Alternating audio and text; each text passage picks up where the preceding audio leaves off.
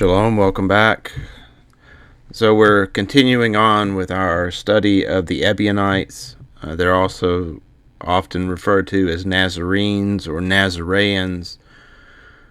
And they are essentially the very first Christians. They were the Jerusalem assembly when James was still alive between the time of Yeshua's death, burial, and resurrection until right before Jerusalem was destroyed in 70 AD. They fled the city and they went into Pella. As you're going toward the land of Damascus from Jerusalem, you'll see a little village called Pella, and the Decapolis is right there. And so that's where they settled. And over the next few centuries, they grew up a little community of these groups, which the scholars and academics, they call them the Jewish Christian groups. And so I'm not really a big fan of that term, but that is the term that the academics use. So if you're going to read like a scholarly type of paper on them, you need to be familiar with that term. It's the search term you want to use to look up the information. You can also do, searches for Ebionites or Nazarenes, if you want to find more information. But like I said, if we're using these academic terms, it doesn't necessarily mean that I agree. Like I don't.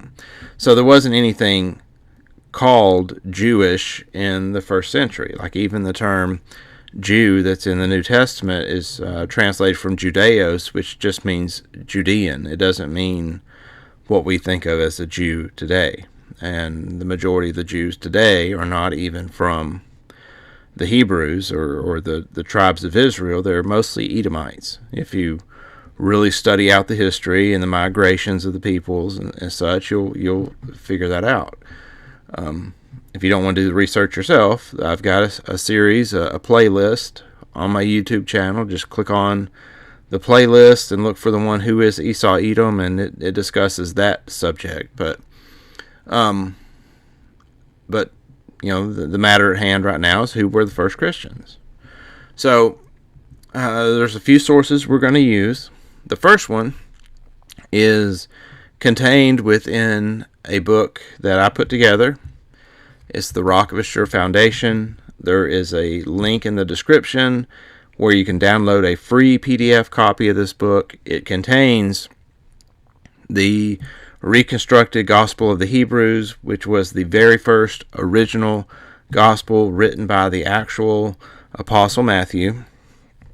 So we used all the historical quotes and references and all the information we could gather and reconstructed that gospel the best that we could, because it's been lost, or you could say it's been destroyed. The church had it in possession 1,000 years ago, but they don't now. So what happened to it? They just tell us it's been lost to time. So we reconstructed that with all the information we had to go with. There's also the Gospel of John, all the documents, all the writings that the earliest Christians used.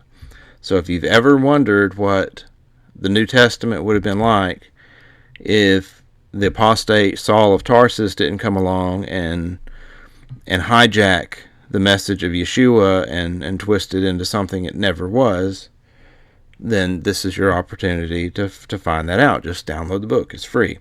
If you do want a print copy of it, I'm letting you have it for cost. And so you just there's a link in the description for that too. It's an Amazon link. The book is print on demand, so you can order it for less than $18 for almost an 800-page book. So you really can't beat the price on it. But it contains some of these early documents that we're going to be discussing in this video. So if you were to download it right now before you start the presentation, then there's references to passages within this book, and you are able to look it up and read it for yourself. Also, this book, The Lost Religion of Jesus, Simple Living and Nonviolence in Early Christianity by Keith Akers. Great book.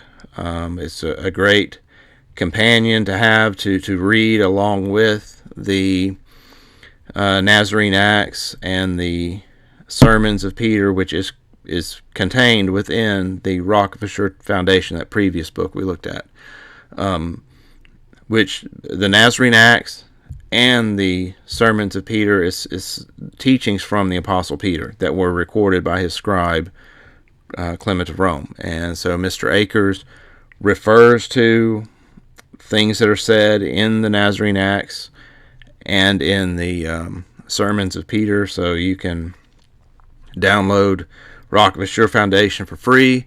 And if you want more information, you can purchase this book, The Lost Religion of Jesus. I don't make any money off of it, so I'm not trying to sell it to you. I'm just saying it's a good book. You may even be able to find it free online. Just search the title of the book, Keith Akers, and PDF, and you may be able to find a copy of it. I haven't looked for it myself, but that might also be an option. So, divisions in early Christianity. So there were some divisions that formed very early on, within the first 100 years of the church.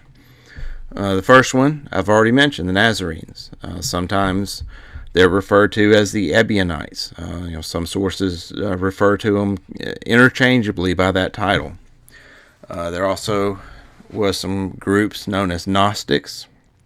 And then we had the Christian or the Gentile church, which later, of course, became the Orthodox religion that we all know today. So, why were there so many divisions? Well, despite the fact that Yeshua lived, died, and resurrected as a Judean, his Hebraic identity has been all but lost. This was probably due to the overwhelming number of Gentile converts that soon outnumbered the number of Nazareans. Eventually, Christianity came to the point that it regarded any denomination that held obedience to the Torah given by Moses as a heresy, and that is, of course, despite the fact that Yeshua said that not one jot or tittle will fall from the Torah till all is fulfilled. And even until heaven and earth pass away, that nothing in the Torah will pass away. So despite that, despite the fact that Yeshua said you can't believe him if you don't believe Moses and similar statements, the Gentile church largely rejected the Torah of Moses. So the question that I personally try to get to on this channel is, what is the original faith taught by Yeshua? Yeshua and all of his apostles were Judean. They were loyal to the Torah, but Yeshua's views of the Torah were radical to the establishment. He taught simple living, nonviolence, not a new religion. He revealed the Father as a personal creator, accessible to all who call upon his name. The religious establishment presented a God who required a priest as an intermediary between himself and the believer. And it's really true today. The Catholic Church and even the Protestant churches, you're taught, if you're not going to a church, if you don't have a pastor or a preacher or someone or a priest to go and confess your sins to, or whatever it is, they're basically set up as an intermediary. If you don't pay your tithe to this pastor, you can't get access to God. There's different versions of that concept, but we're still under that same mindset that you need to have this intermediary between you and God, when in reality, Yeshua is the only intermediary we're supposed to have. So history has not been kind to the Nazarenes.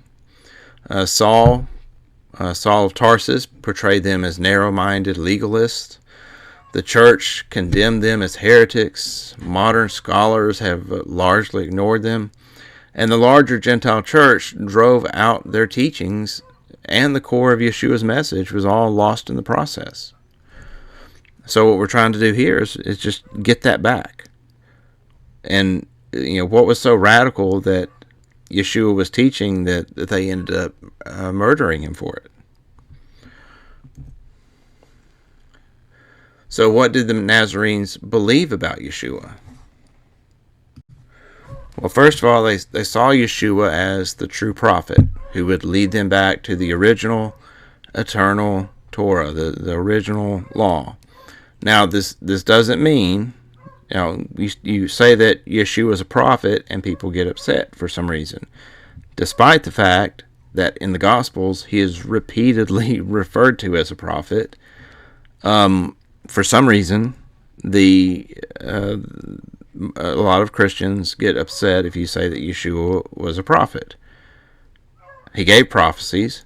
He was called a prophet in the Gospels. And I don't understand the apprehension about calling him a prophet.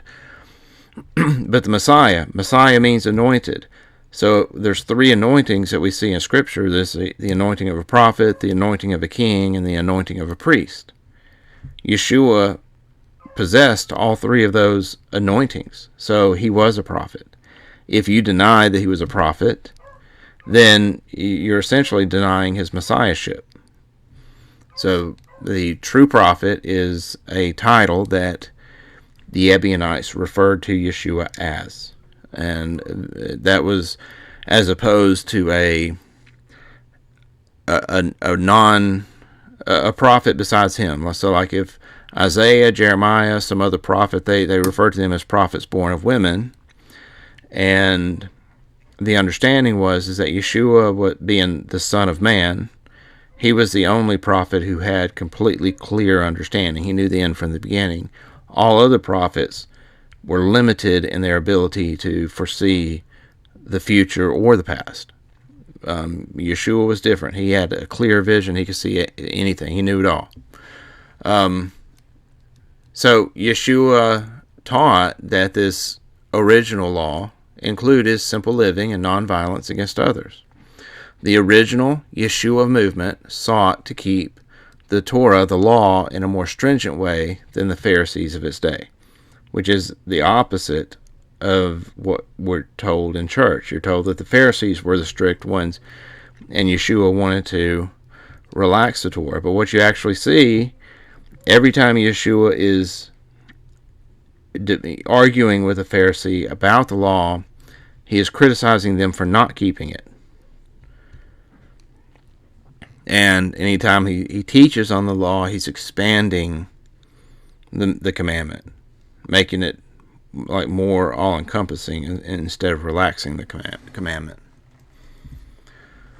The rise of Gnosticism. So scholars do differ on what exactly constitutes Gnosticism. There's a lot of people that you will talk to in the church, and they think Gnosticism is just anything other than Orthodox. So if you have any kind of belief or understanding that differs in the least bit from what they believe, that's Gnosticism.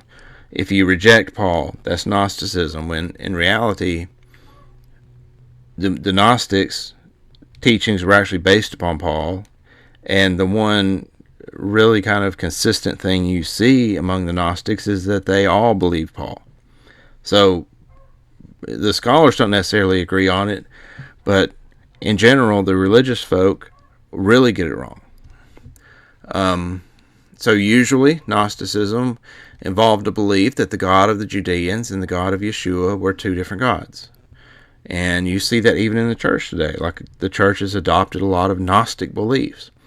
They think that the God of the Old Testament was this mean, vengeful, bloodthirsty God, and Yeshua's father was a lot more like chill and laid back, and didn't get all upset about people being disobedient.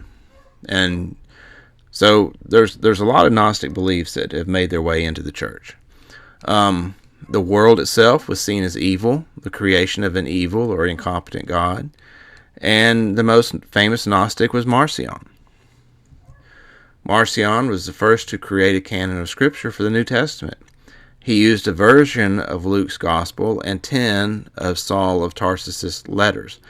So there is a question about whether the Gospel of Luke used by Marcion was more authentic than the one the Catholics had, because the Catholics are notorious for adding and changing the text whenever they please, and that's the accusation they generally accuse others of. So, like a Catholic bishop, or the powers that be within the Catholic Church, will add something to one of the scriptural texts, and then anyone else that has the original text, they would accuse them of being the one that altered the text. And it's so I'm not sure personally whether Marcion had a more authentic version of Luke, or if it truly was one that was altered. Maybe he and the Catholic Church altered the text. Certainly, part of the last chapter of Luke was altered by the church to contradict Marcion's doctrines. So, and that's why the last chapter, the ending of Luke, contradicts the book of Acts, and it contradicts the Gospel of Matthew and Mark, because it was a late addition.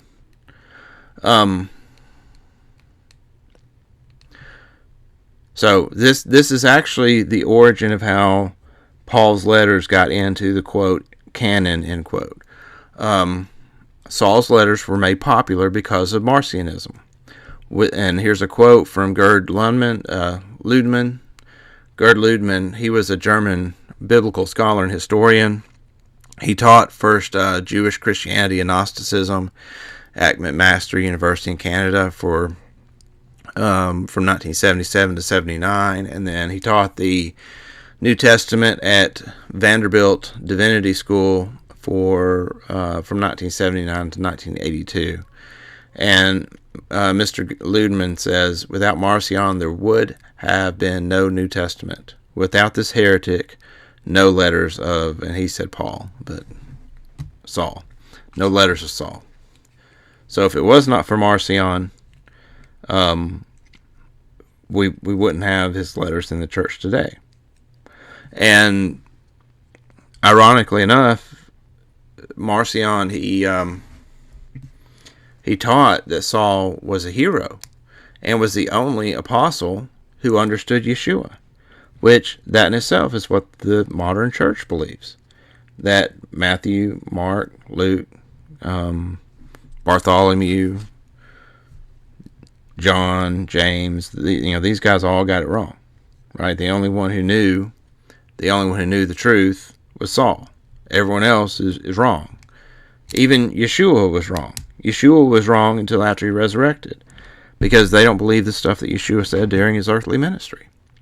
So you can see that Marcion, even though the church supposedly defeated Marcionism, a lot of Marcion's beliefs made their way into the church. Now the Nazarenes, on the other hand, detested Saul and believed that he was an apostate, which is correct. The Nazarenes also believed that Yahweh was the God of Yeshua, so they didn't believe that there was an Old Testament God and then this different God who was the father of Yeshua. They believed that Yahweh was the creator. He was the father of Yeshua. He was the Almighty, and they didn't believe in this myth that there was a different God or a demiurge that created the earth. They also believed that Yeshua came to turn people back to the original law, the original Torah, which had been given to Moses but corrupted over time by those who came after him. So Jeremiah 8 verse 8 tells you that even back in Jeremiah's day, the Torah had already been corrupted. And so Yeshua wasn't teaching anything that wasn't already taught in the Old Testament. That the prophets would speak about the law being changed by the priests, by the scribes, and this is exactly what Yeshua taught also. So you may ask the question, why can't we just read the New Testament to see what the original faith was? Well, the New Testament itself shows a wide variety of contradictory viewpoints and agendas. The writings themselves are not so much historical records as they are the advocacies of different audiences within early Christian communities. It leaves out the viewpoints of several ancient Gospels, and it was the subject of extensive editing and modification. And it is still subject to editing and modification. So if you do get a copy of the Lost Religion of Jesus, on page 15, there are some examples of these contradictory viewpoints of Yeshua's doctrine, as is presented through the New Testament. Primarily, the contradictions come from Paul, but also the author of the Gospel of Hebrews, or the book of Hebrews too. We don't like to discuss these contradictory points of view, but they do exist. And the apostles tend to line up with what Yeshua taught, and then Paul is kind of off here by himself teaching something different. And then the author of Hebrews teaches something even different from what Paul teaches. So is all hope lost? Well, if we know the text is corrupt, does that mean there's no way of knowing what Yeshua, the genuine historical Yeshua, taught? Well, I don't think so. Let's try using one criteria. Does any particular theory about the historical Yeshua make sense in light of what we know about the Nazarene Ebionites? So what do we know about the Nazarenes? Well, most of what we know about the Nazarenes comes from the writings of the Church Fathers, who called the Nazarenes heretical and wrote about it for the purpose of attacking them. Two writings of Clement of Rome, the Nazarene Acts and the Sermons of Peter. We have historical writings of men like Josephus and Philo, and some of the Dead Sea Scrolls, which appear to be written by Nazarenes, early Christians. So the second bullet point there, the two writings from Clement of Rome, that is the documents that are included in the Rock of Fisher Foundation. So if you want to read those and read Peter's original teachings, download that from the link in the description. The writings of the Church Fathers, who call them heretical, primarily, like my favorite source really is Epiphanius the Panarian. And if you want a copy of that, send me an email and I'll send you a copy. My email is on my YouTube page, and you can just say, hey, send me the Panarion, and I'll send it to you. So what were these groups called? Well, these Jewish Christian groups are called Nazarenes, Ebionites, Essenes, Edessenes, Osaneans. Osaneans are the doers. Nazareans, and the Circumcision Party, by Christians, historians, and heresiologists. There also appears to be connections to the first century zealot groups, such as the Sicarii. Like you see some of Yeshua's apostles were zealots, or possibly Judas Iscariot. Maybe Iscariot could be a corruption of the word Sicarii. And it doesn't appear that Yeshua necessarily supported the zealots, more so like he was adopting zealots into his congregation, presumably to convert them away from the violence that was being done by the zealots. And so you do see that there's a relationship there. You see a lot of crossover between the two groups. In the Dead Sea Scrolls, they refer to themselves as the sons of Zadok, or sons of righteousness, the way, sons of light, the poor, or the Ebionim, and the meek.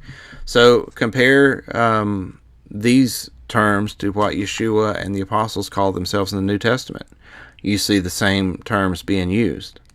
So the authors of the Dead Sea Scrolls were calling themselves by the same names as the earliest believers. So the Circumcision Party. Circumcision Party is mentioned in the New Testament. It's generally presented as like this extremist faction. But if you look at the writings of Eusebius, he uses the circumcision as a term just for the leadership of the Jerusalem assembly. In his book, Ecclesiastical History, he says, "The chronology of the bishops of Jerusalem I have nowhere found preserved in writing, for tradition says that they were all short-lived, but I have learned this much from writings, that until the siege of the Jews, which took place under Hadrian, there were 15 bishops in succession there, all of whom are said to have been Hebrew descent, and to have received the knowledge of Christ in purity, so that they were approved by those who were able to judge of such matters, and were deemed worthy of the episcopate.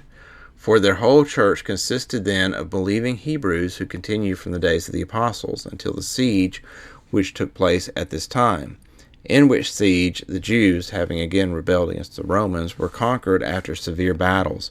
But since the bishops of the circumcision ceased at this time, it is proper to give here a list of their names from the beginning. First then was James, the so-called brother of Yeshua, of the Lord. By the way, during the early church in the 1st and 2nd century, there was no so-called brother of Yeshua. James was just referred to as the brother of Yeshua. There was no qualification. There was no hint that he wasn't the genuine brother of Yeshua. It wasn't until the 4th century that you start seeing this so-called brother crop up. So, no one in the 1st and 2nd century did not think that James was Yeshua's brother, as far as I can tell. The second was Simeon. That's Simeon Bar Clopas. That was a cousin of Yeshua.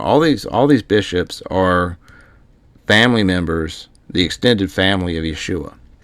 The third Justus, the fourth Zacchaeus, the fifth Tobias, the sixth Benjamin, the seventh John, the eighth Matthias, the ninth Philip, the 10th Seneca, the 11th Justus, the 12th Levi, the 13th Ephraim, the 14th Joseph, and finally the 15th Judas. These are the bishops of Jerusalem that lived between the age of the apostles and the time referred to, all of them belonging to the circumcision.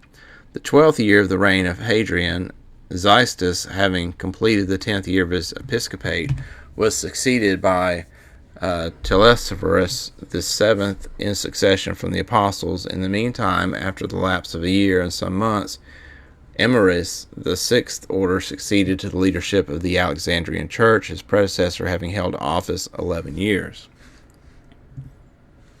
As the rebellion of the Jews grew much more serious, Rufus, governor of Judea, after auxiliary force had been sent by the emperor, using their madness as a pretext, proceeded against them without mercy and destroyed indiscriminately thousands of men and women and children, and in accordance with the laws of war reduced their country to a state of complete subjection. And thus, when the city had been emptied of the Jewish nation and had suffered the total destruction of its ancient inhabitants, it was colonized by a different race, and the Roman city, which subsequently arose, changed its name and was called Aelia, in honor of the emperor Aelius Adrian. And as the church there is now composed of Gentiles, the first one to assume the government of it after the bishops of the circumcision was Marcus. And so the point of that was just to point out that the circumcision was the leadership of the early church. So the Nazarenes are portrayed in a negative light in the scriptures. In Acts 11:2, Peter is confronted by the circumcision party for eating with Gentiles. In Acts 15, there's a lengthy account started by believing Pharisees insisting that Gentile believers must be circumcised. In Acts 21:20, James tells Saul that there are many believers in Jerusalem who are zealous for the Torah. He then sends Saul to the temple to end a vow. And Galatians 1 and 2 relate several disputes between Saul and the apostles. The final dispute ends with a bitter disagreement between Saul and Peter, a dispute in which James, Peter, Barnabas, and all others present opposed Saul. Nazarenes are portrayed as an extreme reactionary group. There are reasons to be suspicious of the relationship between Saul and the Nazarenes, because you see lots of contradictory statements being made. In Acts 16:3, Saul obediently circumcises Timothy, but in Galatians 2, verses 3 through 5, he indignantly refuses to yield to the, quote, false brethren to circumcise Titus, and whether Titus and Timothy are the same person, which it's the same name. It's just the Greek version of the name and the Latin version of the name. So there's a debate as to whether Timothy and Titus are the same person or not. And especially if they're the same person, there's a definite contradiction. But you can see the contradictory nature of Paul. In Acts 15:2, Saul is sent by the church to meet the apostles. In Galatians 2:2, Saul says he went there because of revelation, not by men. So Saul denies that he was sent there. He said he had this revelation to go up there. In all his letters, Saul rejects the idea that it is necessary to keep the Torah, yet in Acts, he goes into the temple to pay to end vows. So you can see the double-minded nature of Saul of Tarsus, just in those examples. From Saul's letters, we know he has opponents. They're loyal to the Torah. They're associated with James, the brother of Yeshua. They deny Saul the right to be called an apostle, and they are ethical vegetarians. Well, what do we know about the Essenes, the Nazarenes/Ebionites? Well, we know they were loyal to the Torah. They were associated with James, the brother of Yeshua. They deny Saul the right to be called an apostle, and they were ethical vegetarians. The same characteristics that we see as Paul's opponents. It's clear from the book of Galatians that Saul's opponents were not merely just a reactionary group within the early assembly, but actually included the leadership within the movement. James, Peter, John among them. Galatians 2:4, this was because of false brethren sneakily brought in, who stole in to spy out our liberty, which we have in Messiah Yeshua, that they might bring us into bondage. But from those who were reputed to be important, whatever they were makes no difference to me. God doesn't show partiality to man. I say they who were respected imparted nothing to me. To me, James, Kepha, and John, they who were reputed to be pillars, gave to me and Barnabas the right hand of fellowship. They only asked us to remember the poor, which very thing I was also zealous to do. But when Peter came to Antioch, I resisted him to his face. Like a lot of people don't want to deal with this issue, but Galatians 1 and 2 is all about Paul refuting the authority of the apostles and saying he doesn't need them. He's got his own gospel, and if you're listening to their gospel, then you should be accursed, and they should be accursed. So, much of our knowledge about the Ebionites comes from three sources. The Panarion of Epiphanius of Salamis, written around 380 CE, the Nazarene Acts of the Apostles, and Clement's epitome of the popular sermons of Peter. Two of those documents are included within the Rock of Yeshua Foundation, and the first one, the Panarion, that's the one that I said I would send to you if you just email me. Yeshua was the true prophet whom Moses foretold would be sent due to the people's reluctance to listen to the voice of Yahweh. Deuteronomy 18:15, Yahweh your God will raise up to you a prophet from your midst of your brothers like me. You shall listen to him. This is according to all that you desired of Yahweh your God in Horeb in the day of the assembly, saying, let me not hear again the voice of Yahweh my God, neither let me see the great fire any more, that I die. Yahweh said to me, they have well said that which they have spoken. I will raise up them a prophet from among their brothers, like you. I will put my words in his mouth, and he shall speak to them all that I shall command him. It shall happen that whoever will not listen to my words, which he shall speak in my name, I will require of him. Notice he didn't give any other qualification. He says, you will listen to my words that come out of his mouth. Verse 19. A lot of people want to follow another voice. They want to follow Paul or some other voice in the Bible. But that's not what Yahweh says here. I mean, he says you need to listen to his voice. You need to listen to what he says. And this lines up with what Yeshua said about himself in John 14. Don't you believe that I am in the Father, and the Father in me? The words that I tell you, I speak not for myself, but the Father who lives in me does his works. In other words, he's speaking the words from the Father who lives in him. This is something that, it's a verse that's very difficult for a lot of people to understand for some reason. These people want to say that Yeshua and the Father are the same being. They're not the same being. Yeshua tells you right here, you got Yeshua on one hand, and then you got his Father dwelling within him, and his Father is speaking from him. He says, I speak not from myself, but the Father. So if he's not speaking from himself, but he's speaking from the Father, then that tells you him and his Father are not the same person. Believe in me that I'm in the Father and the Father in me, or else believe me for the very work's sake. Most certainly I tell you, he who believes in me, the works that I do, he will do also, and he will do greater works than these, because I'm going to my Father. Further on, Ebionites believe that Yahweh desired a simple lifestyle for his followers. The name Ebion means poor in Hebrew. The Ebionites traced their poverty back to the days when the followers of Yeshua held their property in common. So you see all these references to the poor in the Gospels. Well, if they were speaking Hebrew in those conversations, the poor would have been the Ebionim. Gospel of the Hebrews 20 verse 35, and hearing Yeshua's words, a certain rich man who was reclining at the table said unto him, Master, what good thing can I do and live? And Yeshua said unto him, O man, do what's in the law and the prophets. And he answered him, I have kept them. And he said to him, Go and sell all that you own and distribute it to the poor, and come follow me. But the rich man began to scratch his head, and it pleased him not. And the master said to him, How do you say, I have performed the law and the prophets, seeing that it is written in the law, You shall love your neighbor as yourself? But many of your brethren, sons of Abraham, are clad with filth, dying for hunger, and your house is full of many good things, yet nothing at all goes out of it to them.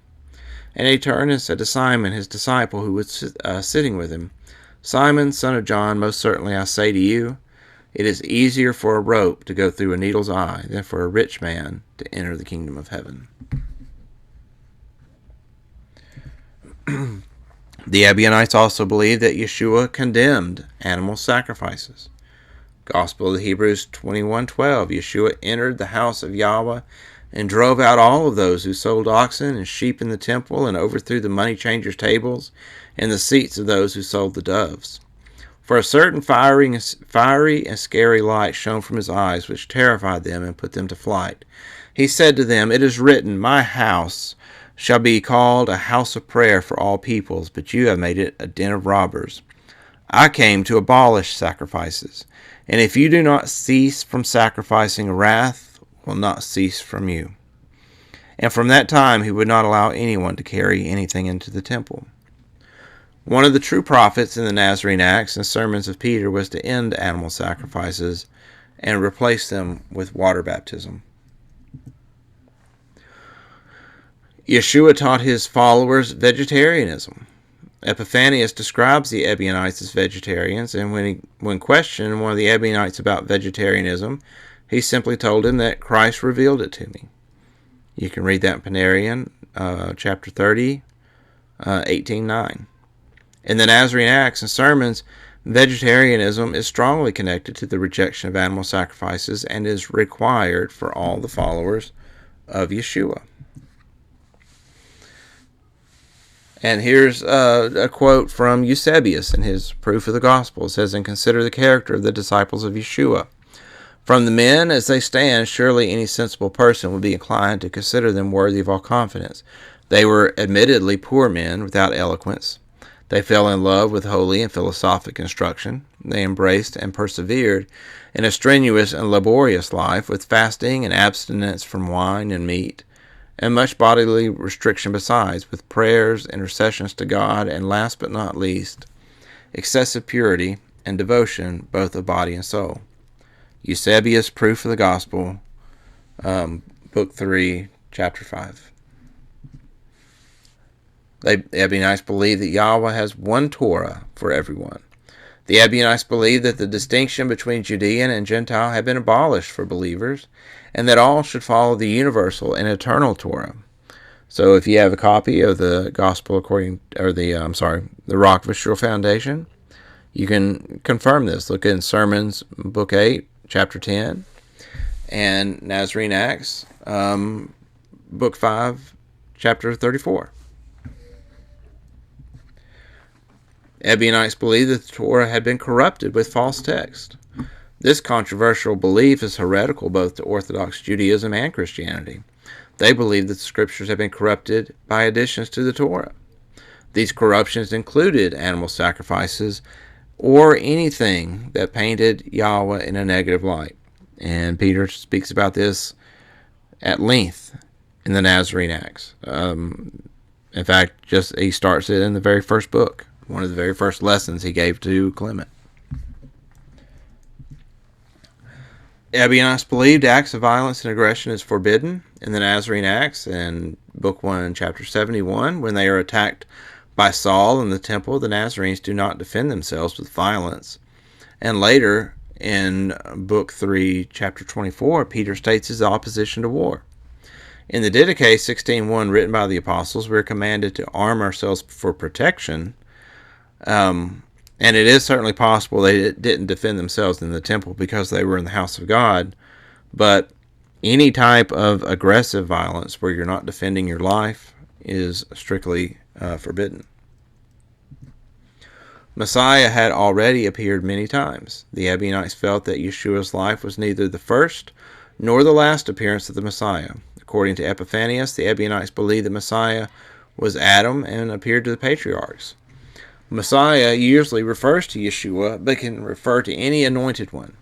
The Nazarene Acts, Book 1, Chapter 45, implies that all believers are anointed and can serve as, quote, messiahs when we act righteously. Hippolytus states plainly that the Ebionites held this belief. Ebionites believe that baptism is important for salvation. The Ebionites believe that the immersion or baptism replaced the animal sacrifices, and baptism is referred to both as a one-time initiation event and as a daily ritual like prayer. The Ebionites believe that there's only one Elohim. The Ebionites were strict monotheists who denied the doctrine of the Trinity. For the Ebionites, Yeshua was the true prophet, the Messiah, and the messenger of Yahweh, but not equal to Yahweh. In the Nazarene Acts, Yeshua is pre-existent, the son of Elohim, through whom creation took place. The Ebionites believed that Saul of Tarsus was an apostate from the Torah. In the first book of the Nazarene Acts, we are told another vision of the attack on believers in the temple by the congregation of the freedmen, which is located in Acts 6:9. In this version, Saul, who is referred to as our enemy, is not simply a bystander, but rather the actual leader of the attack who even attempts to kill James. Not only is there never any mention of Saul's conversion in Nazarene Acts or sermons, but many of the views debated against by Peter are identical to the doctrines taught by Saul. Here's a quote from Epiphanius in the Panarion. He says, "Nor are they, the Ebionites, ashamed to accuse Saul here with certain fabrications of their false apostles' villainy and imposture. They say that he was a Tarsian, which he admits and does not deny, and they suppose that he was of Greek parentage, taking the occasion from this, the same passage, because of his frank statement, 'I am a man of Tarsus, a citizen of no mean city.' They then claim that he was a Greek, the son of a Greek mother and a Greek father, but he had gone up to Jerusalem, stayed there for a while, desired to marry a daughter of the high priest, and had therefore become a proselyte and been circumcised. But since he still could not marry that sort of girl, he became angry and wrote against circumcision and against the Sabbath and legislation." Now, the way that Epiphanius describes the Ebionites' view of Paul here is, it's very similar of the historical account of what happened with Herod the Great, desiring to marry the daughter of the high priest and such. And there's evidence from the New Testament that Saul was actually a Herodian. He mentions being related to the Herods at the end of the book of Romans. He says, give my best to Aristobulus and Herodian, my kinsman. We know who Aristobulus and Herodian were from history.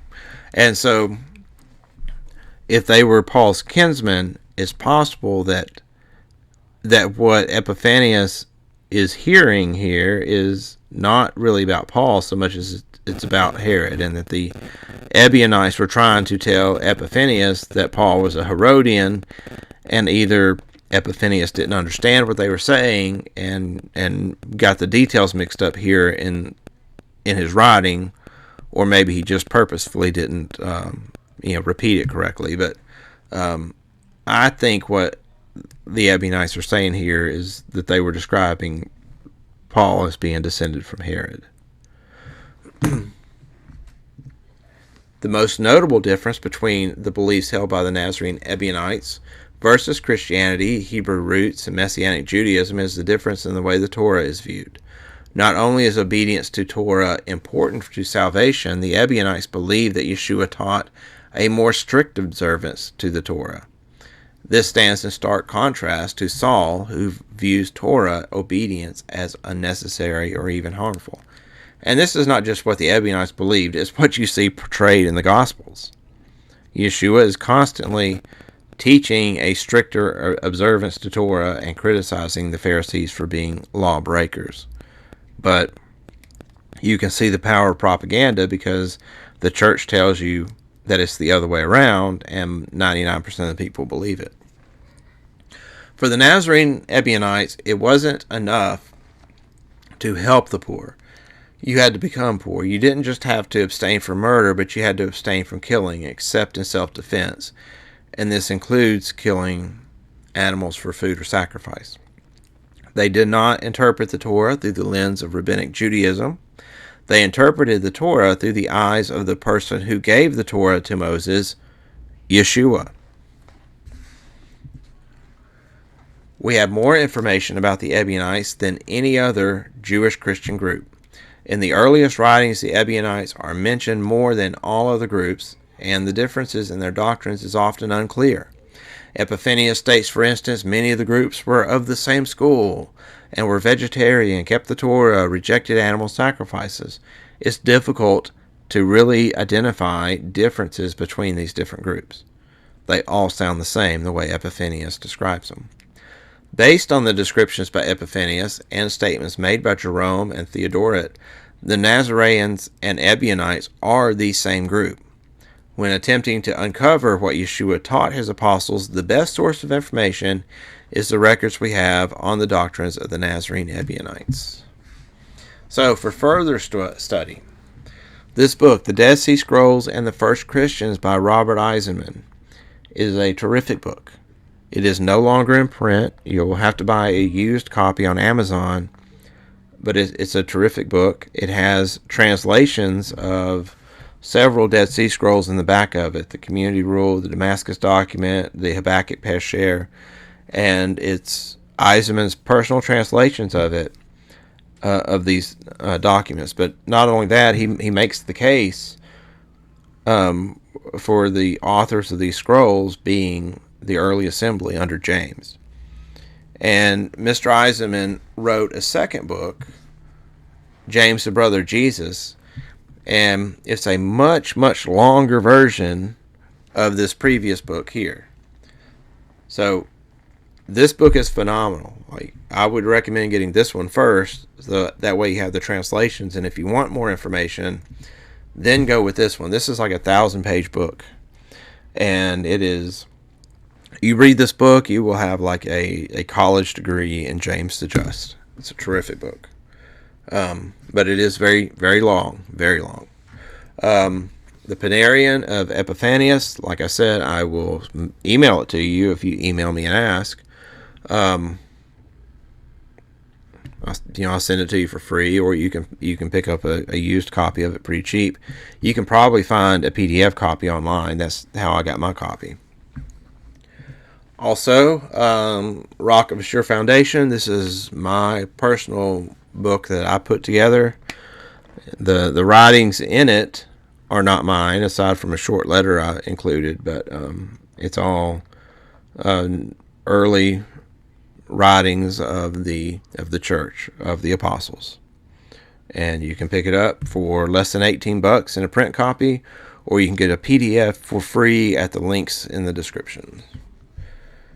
So that's all for today. I pray that this has been a blessing to you and given you some things you can research if you want more information. If you want to see some, the source, you can see it straight from the source.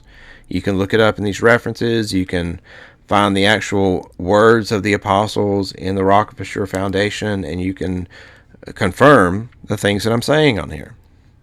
So thank you for listening. I pray that this has been giving you something to think about. If you are one for doing homework and doing research, I pray that it's giving you some work to do. Thank you for listening. Shalom.